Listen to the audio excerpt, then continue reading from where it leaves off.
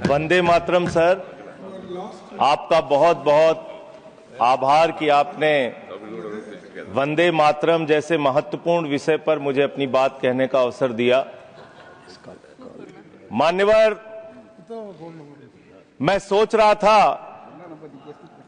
कि वंदे मातरम के बारे में उसके 150 वर्ष पूरे होने पर यह चर्चा सरकार के द्वारा क्यों प्रायोजित कराई जा रही है।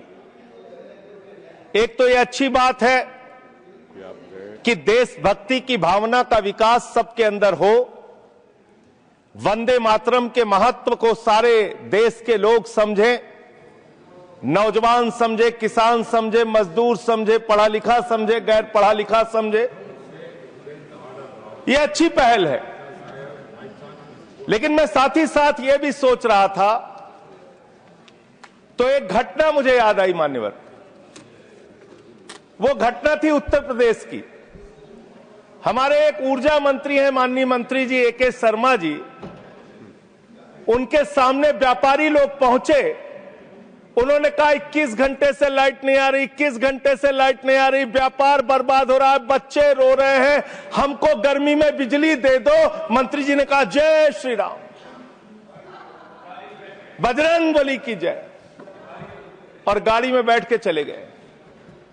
मैं आपके माध्यम से सरकार से पूछना चाहता हूं, क्या भगवान श्री राम ने आपको कहा है कि आप नाकारे और निकम्मे हो जाइए और जनता को अंधेरे में रखिए, बिजली ना दीजिए? यह क्या भगवान श्री राम ने आपको कहा है? यह शिक्षा आपको भगवान श्री राम ने दी है? मान्यवर, मुझे वंदे मातरम आम आदमी पार्टी की रैलियों में, आम आदमी पार्टी की सभाओं में जब भारत माता की जय और वंदे मातरम जोर जोर से लगाए जाते हैं। किसी दिन लगाने का मन हो तो आ जाना हमारी पार्टी के कार्यक्रम में, आपसे ज्यादा तेजी के साथ वहां पर वंदे मातरम लगाएंगे। सदन में भी लगाना चाहते हो लगाओ। तो आप इन नारों के पीछे, ये नारे देशभक्ति के हैं, ये नारे देश की रक्षा के हैं, ये नारे देश को आजादी दिलाने के लिए हैं। ये नारों के पीछे अपने गुनाहों को छिपाने के लिए नारे नहीं है, मैं कहना चाहता हूं माननीय। और आप क्या कर रहे हैं? आप इन नारों के पीछे अपने गुनाहों और अपराध को छिपाना चाहते हैं। वंदे मातरम का मतलब क्या है? वंदे मातरम का मतलब है मातृभूमि की वंदना। मातृभूमि की वंदना। हम मातृभूमि की वंदना करते हैं, तो आप कैसे मातृभूमि की वंदना कर रहे हैं? अरे 1 रुपए में तो एक आम नहीं मिलता। आपने 1 रुपए में अडानी को 1050 एकड़ जमीन और 10 लाख आम और लीची के पेड़ दे दिए। ये मातृभूमि की वंदना, ये आपकी मातृभूमि की वंदना है। ऑनरेबल मेंबर, आप मातृभूमि को बेचकर मातृभूमि की वंदना कर रहे हैं। ये मातृभूमि की, आज वंदे मातरम पे ही बात करूंगा सर। मातृभूमि की वंदना, मातृभूमि की वंदना हिंदुस्तान के एयरपोर्ट को बेच के नहीं हो सकती। मातृभूमि की वंदना रेल को बेच के नहीं हो सकती, सेल को बेचकर नहीं हो सकती, समुद्री तटों को बेचकर नहीं हो सकती, कोयला और गैस को बेच के नहीं हो सकती, हिंदुस्तान की जमीनों को बेच के नहीं हो सकती। तुम लोग मातृभूमि को बेचने वाले लोग हो, तुम मातृभूमि की वंदना करने वाले लोग नहीं हो। मान्यवर, वंदे मातरम पे ही सुनिए। आज वंदे मातरम के अलावा कुछ बोलूंगा ही नहीं। मातृभूमि की वंदना, इस मातृभूमि की वंदना में जब यहां पे लीडर ऑफ द अपोजिशन बोल रहे थे, मान्यवर, honourable I am not yielding sir, I am not yielding sir, sir I am not yielding sir, I am not yielding sir. जब लीडर ऑफ अपोजिशन बोल रहे थे, ऑथेंटिकेट इट प्लीज देन। जब leader, sir I am not yielding, sir I am not yielding. जब यहां पे leader of opposition बोल रहे थे, नो पॉइंट ऑफ ऑर्डर, खड़गे साहब, उनके मुंह से नो पॉइंट ऑफ ऑर्डर, दलित शब्द निकल गया, दलित शब्द निकल गया। पूरी की पूरी भारतीय जनता पार्टी हाउस में खड़े होकर विरोध करने लगी। दलितों से इतना चिढ़ है आपको? क्या दलित भारत माता के बच्चे नहीं? क्या पिछड़े भारत माता के बच्चे नहीं? क्या आदिवासी भारत माता के बच्चे नहीं? अगर दलितों, पिछड़ों, आदिवासियों की बात होगी तो आप विरोध करोगे? I'll have to give it to LOH. आप विरोध I'll have to करोगे? give it to LOH. You are not on the topic. LOH. Just need a minute. LOH. Sir दो बातें हैं। Please. LOH is on its legs. LOH is on its legs. Sir दो बातें हैं। एक तो हम चाहते हैं कि डिबेट, हेल्दी डिबेट हो, तर्कों के साथ हो। अभी इन्होंने आरोप लगा दिया कि दलितों पर बीजेपी वाले एकदम हल्ला करने लगे। ऑन रिकॉर्ड है, मैंने कहा है दलित के विषय में कि ये हमारे पूज्य हैं, हमारे भाई हैं, ये ऑन रिकॉर्ड है।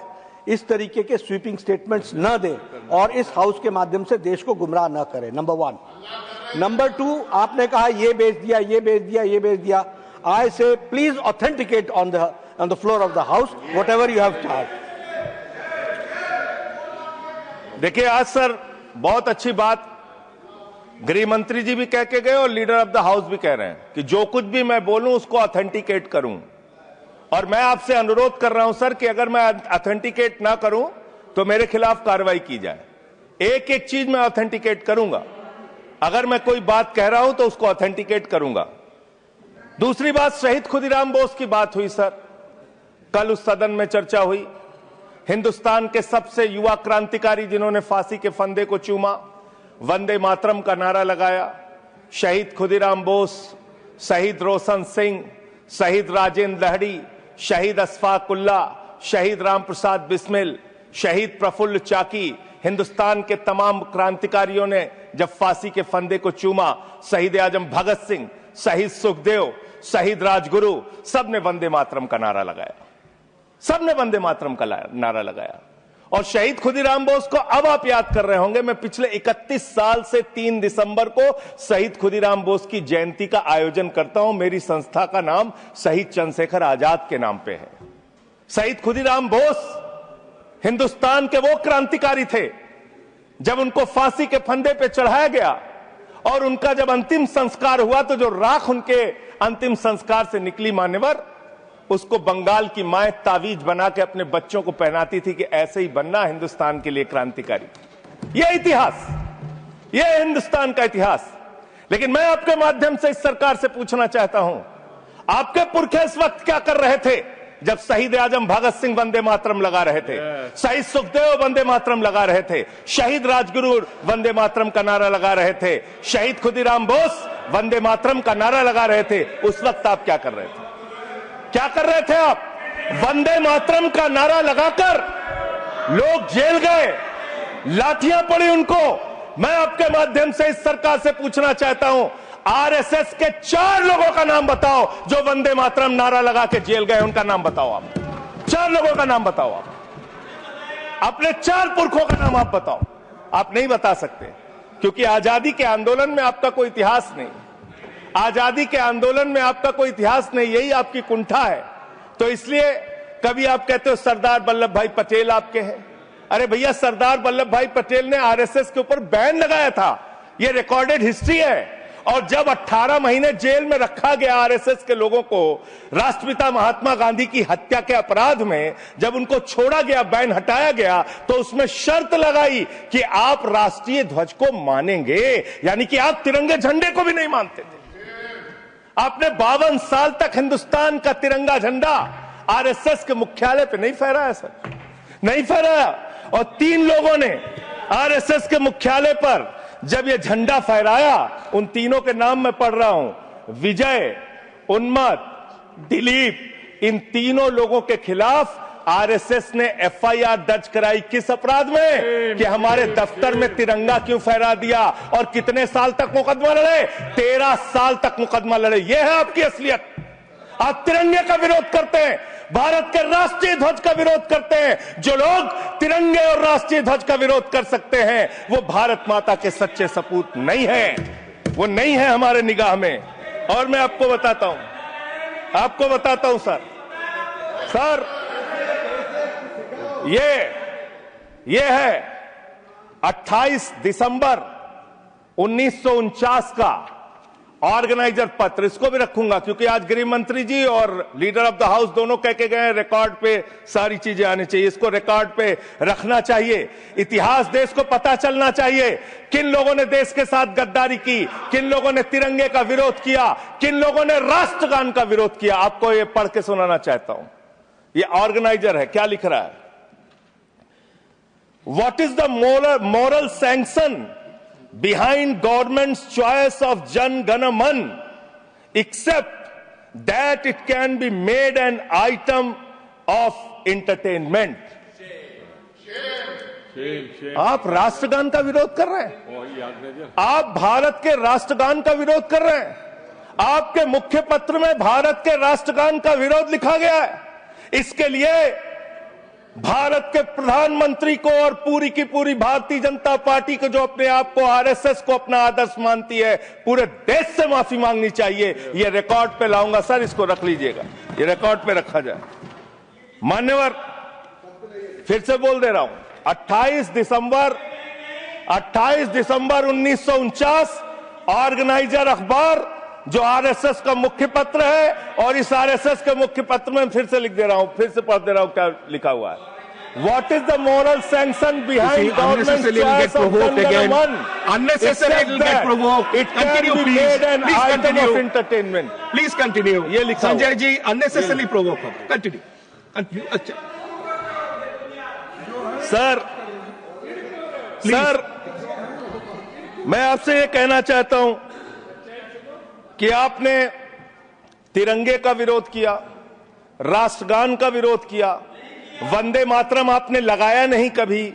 कोई आपका व्यक्ति देश की आजादी के आंदोलन में जेल नहीं गया कभी। आपने कोई देश के लिए, हमारे यहां अवधि में कहावत है, नाखून कटाए कि शहीद ना बना भैया। तू तो नाखूनों नहीं कटाया भैया, बिना नाखून कटाए शहीद बना चाहता है, बिना नाखून कटाए शहीद। ऐसे काम नहीं चलेगा सर। जिन्ना का भी जिक्र कल दूसरे सदन में हुआ, प्रधानमंत्री जी ने जिक्र किया। जिन्ना के साथ आपके कितने गहरे और मधुर संबंध थे, क्या इस देश के लोगों को पता है? नहीं पता, मैं बताता हूं। श्यामा प्रसाद मुखर्जी जी फजलुल हक की गवर्नमेंट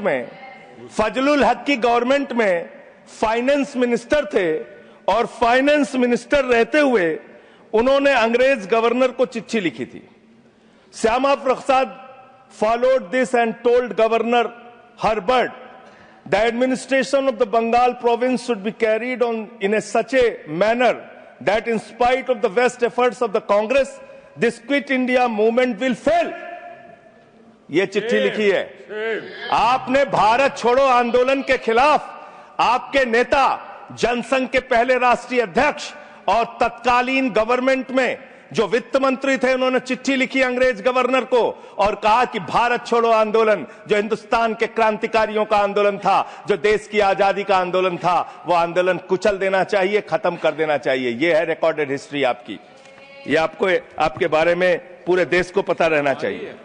अब जिन्ना, हाँ, इसको भी सभा के पटल पर रखूंगा। जिन्ना और आपके रिश्ते क्या थे? कितने मधुर रिश्ते थे। एक राज्य में सरकार नहीं बनाई मान्यवर इन्होंने। नॉर्थ वेस्ट फ्रंटियर, सिंध प्रांत और फजलुल हक की गवर्नमेंट। फजलुल हक वो शख्स है जो पाकिस्तान बनने के बाद वहां की सरकार का गृह मंत्री बना। आपके रिश्ते उन लोगों के साथ थे, ये देश को पता होना चाहिए। इसलिए आप किसी को भी देशभक्ति का प्रमाण पत्र बांटने का काम मत कीजिए। आप वंदे मातरम लगाने का काम कर रहे हैं और देश की सुरक्षा के साथ खिलवाड़ कर रहे हैं।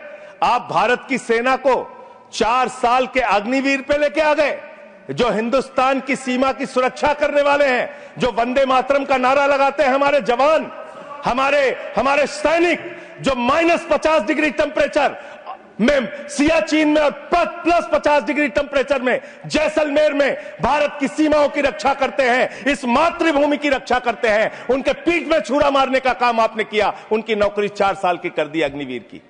आपको मातृभूमि से प्यार है, आप देशभक्ति की बात करेंगे, आप देशभक्ति की बात कर रहे हैं। अरे मैंने साइकिल चोर सुना था, लॉकेट चोर सुना था, स्कूटर चोर सुना था, मैंने सुना था तमाम तरह के चोर होते हैं। आप लोग तो वोट चोर निकल गए हिंदुस्तान के अंदर। वोट चोर, 3 करोड़ वोट उत्तर प्रदेश में 3 करोड़ वोट की चोरी करने जा रहे हैं। कल की मीटिंग में पता चला 17.5% वोट उत्तर प्रदेश में काटे जाएंगे। आप ये कर रहे हैं, ऐसे लोकतंत्र को मजबूत करेंगे? ऐसे आप मातृभूमि की सेवा करेंगे? ऐसे आप मातृभूमि की वंदना करेंगे? मान्यवर, मैं आप लोगों से सिर्फ इतना कहना चाहता हूं मान्यवर, आपके माध्यम से, कि हमने फिल्मों में सीन देखी है, डाकू लोग आते हैं, जय भवानी जय भवानी जय भवानी कह के, और वो गांव का गांव लूट के चले जाते हैं। जय भवानी कह के गांव का गांव लूट के चले जाते हैं। हम इस देश के अंदर किसी भी सरकार को वंदे मातरम और भारत माता की जय लगाकर देश को लूटने की इजाजत नहीं देंगे।